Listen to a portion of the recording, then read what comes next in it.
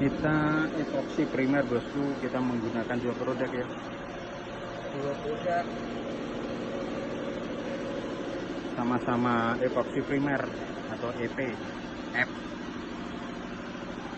Untuk epoksi dasar sebelum proses pendeburan.